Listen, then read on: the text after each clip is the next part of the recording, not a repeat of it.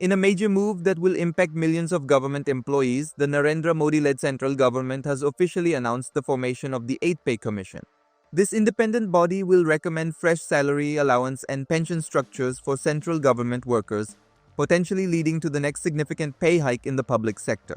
According to the latest statements and media reports, the 8th Pay Commission is expected to submit its recommendations by April 2027, with implementation likely by Diwali that year. This timeline puts government employees on track for potential raises just over a decade after the last major pay commission update. The commission's primary mandate is to comprehensively review pay scales, allowances, bonuses, gratuity, and performance-linked incentives for all central government employees and pensioners. The objective is to ensure fair and competitive compensation while maintaining fiscal balance for the government and keeping pace with economic realities.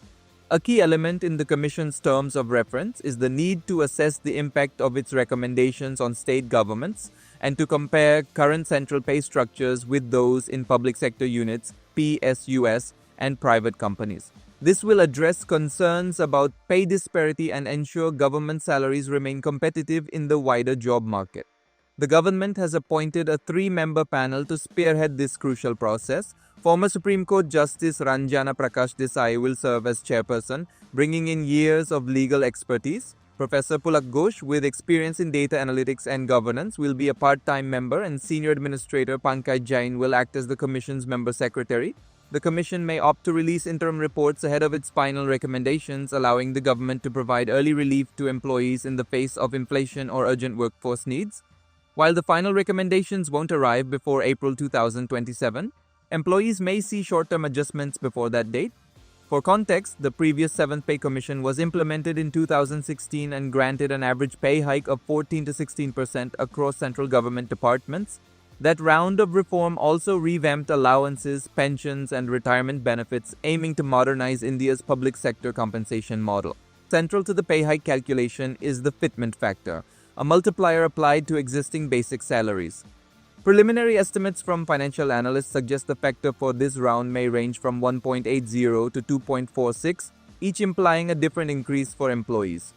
To put the fitment factor into context, if an employee currently earns a basic monthly salary of 18,000 rupees, then under a 1.82 times fitment factor, their new salary would be 32,760 rupees, a 14% increase.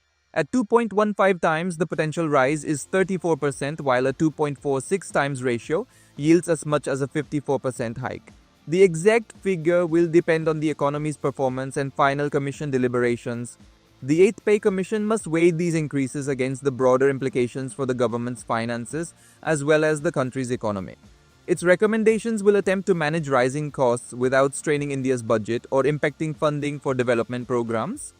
Beyond salaries, the panel will also examine how bonuses, retirement benefits, gratuity, and the performance-linked incentive (PLI) system can be optimized for fairness, efficiency, and affordability. The Commission's findings are expected to reflect broader changes in India's economic landscape, with an eye on inflation, cost of living, and the growth of both the government and private employment sectors. Once implemented, the Commission's recommendations will affect over 1 crore central government employees and pensioners, providing them with improved take-home pay and retirement security. State governments will also need to plan for these changes, especially since parity with central pay structures often becomes a rallying demand among their own workforce.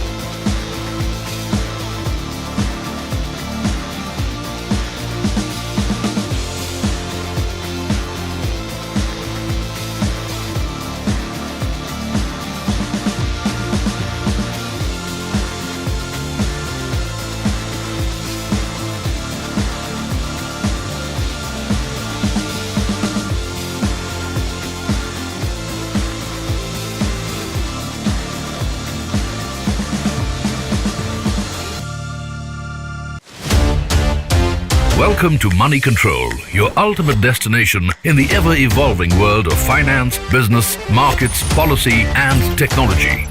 India's preeminent news platform, driven by facts and fueled by data.